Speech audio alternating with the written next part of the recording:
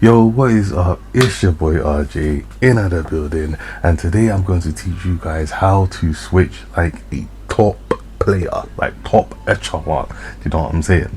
The reason why I'm doing this video is because I feel like so many people don't even understand switching, let alone how to use it. So I decided, you know what? Let me do a video where I actually explain how you can use utilizing English is hard switching. I feel like most people, they either switch too much, like they're Storm 4 players, like they're just trying to switch, and that Connections is not that kind of game.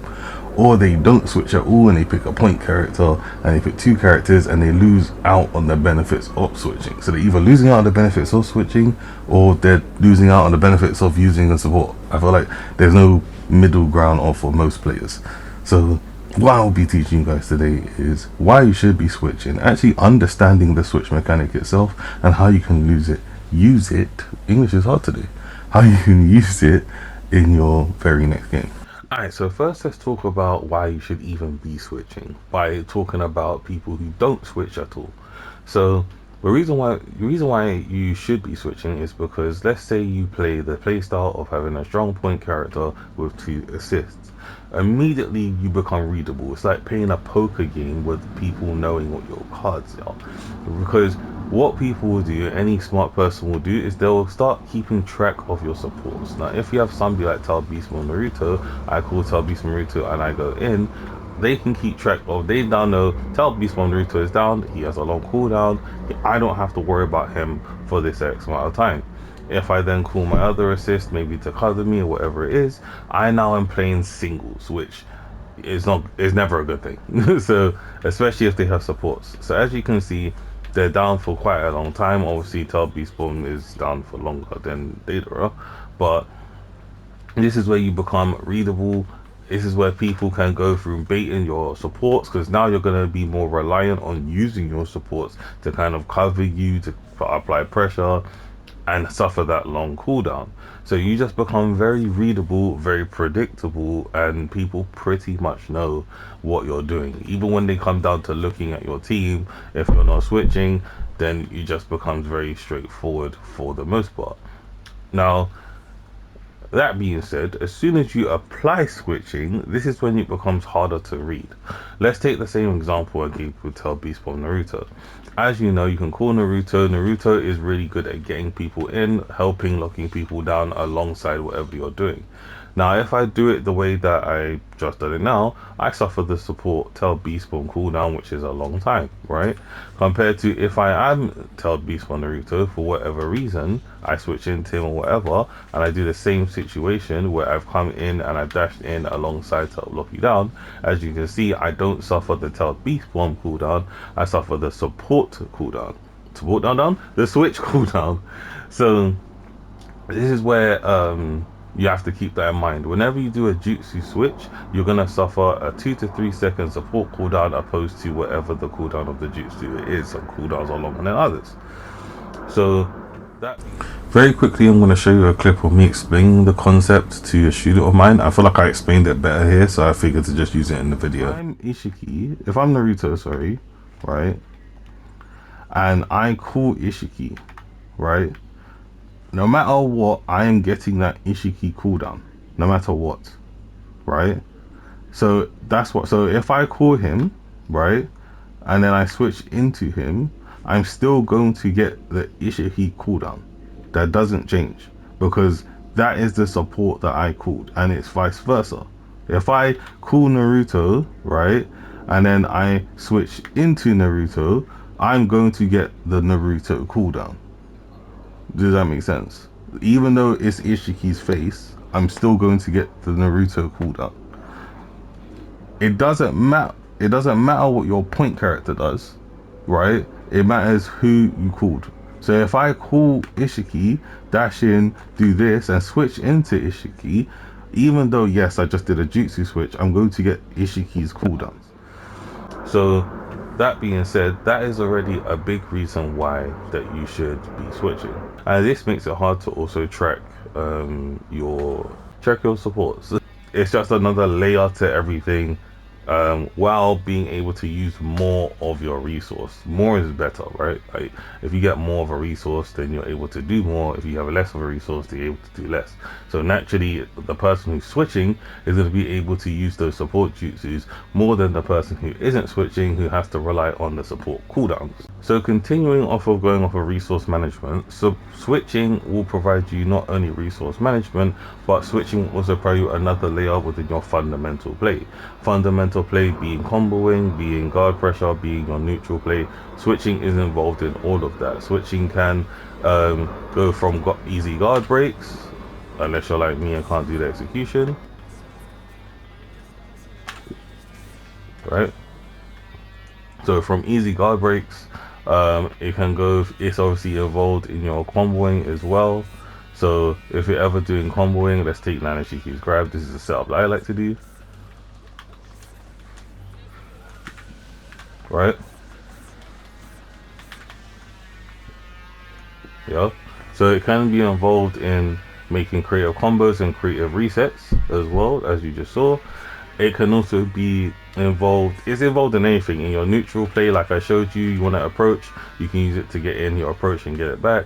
If you want to use it to get away, you can also do it to add another layer of escape as well.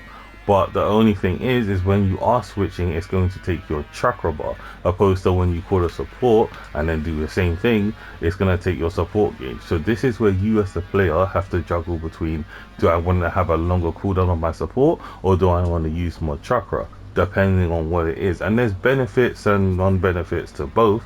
That's where it comes down to you as a player to learn how to manage resources. Which pool do you want to take from, your chakra pool or your support pool? So talk about switching regarding combo and get rid of supports. The best way to get rid of supports when it comes to switching is blue dashing. Whenever someone calls support, a blue dash has a priority over damn near everything. Jutsus, ultimates, you name it, right? So already by not utilizing switching, you're losing out on this resource. This resource is super strong. Most of those annoying jutsus that you're going up against, whether that be Hidan, whether that be Tamari, whether that be Goromo, blue dash will beat it. Generally all you have to do is play the infinite game, keep them grounded on the floor, right? And as soon as you see a support pull up, apply the blue dash straight away, right? And you'll get rid of it. If you don't have a blue dash, chakra dash also does work here. So if you see us, chakra dash actually has a pretty big hitbox on it. So I've been pretty successful whenever I can't blue dash, I just chakra dash and it usually does get rid of it. But blue dash is probably the most reliable way to deal with an annoying support getting in your way while you're comboing. That's how switching can help you in comboing. Another way switching can help you in comboing is actually giving you the time to charge chakra and get the chakra back from what you're doing. So a lot of people from Sasuke, what they will do is they'll shoot out this Chidori and then they'll continue the combo. Nothing wrong with this, by the way, this is completely fine. But what you can also do, right, is by switching, same thing, it gives you a time to charge the chakra and then go back into Sasuke and essentially continue the combo if that is what you choose to do. Straight away, it's opened up more doors regarding opportunities that you can go for, right? See, look, see how much chakra I'm getting back while I'm comboing? It gives you a safe way to sub. If they sub, they're gonna sub in place right in front of you, easy for sub traps. It gives you time to charge your chakra back. It's just that overall you have way more options than you did when you just stayed as the Sasuke, right? You can also go for resets in this exact same thing because of the switching also.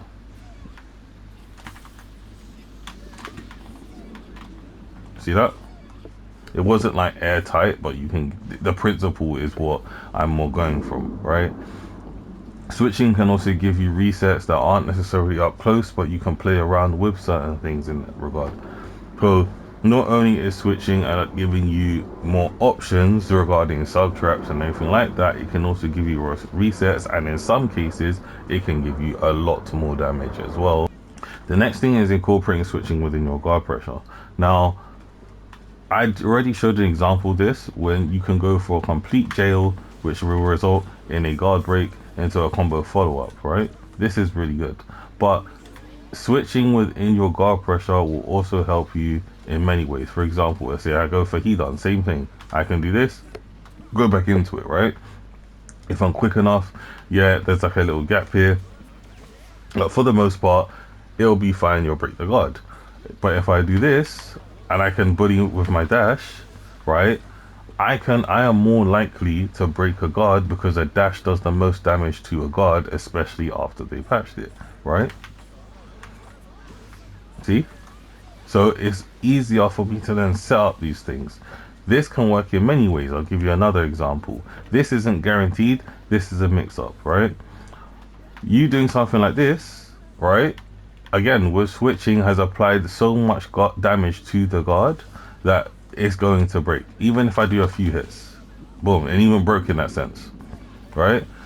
Because again you're utilizing dash and layering, which dashing and layering applies the most damage to a guard. Because of switching, you wouldn't get this.